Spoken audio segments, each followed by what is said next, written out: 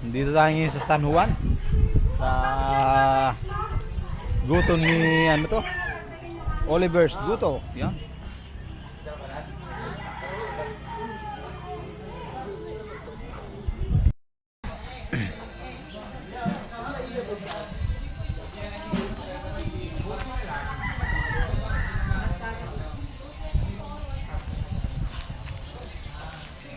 Yan mga idol, daming kumakain dito. Dinadayo talaga ang ayan po, nag-take out po. Nag-take out pa kami.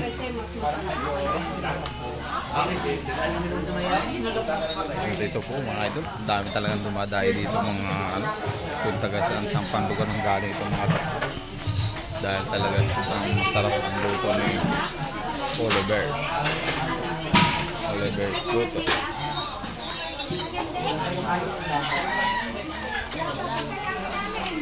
Ayan po, dami talaga. Maraming prepare na.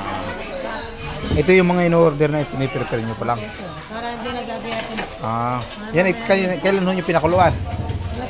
Alas 2 pa, talagang puyatan na no. Kasi kailangan palang butin. Oh. Tapos yung sabaw na hindi talaga yung magic sarap. Tapos ang baka talaga yun. Wala talagang magic sarap yan. Parang natural. Kailangan ko ting Bexel pero hindi talaga magic sarap. Hindi maganda at hindi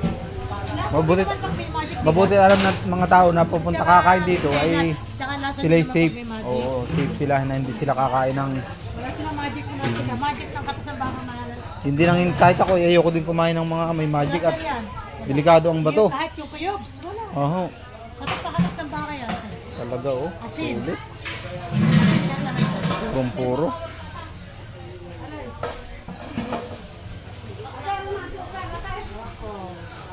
Ayan na po. Ready nang isi-serve ang kanyang ano.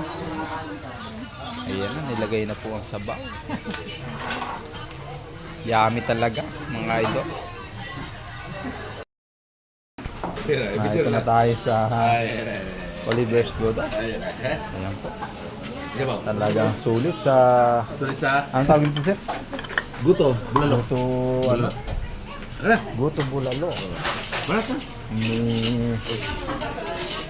Barat na.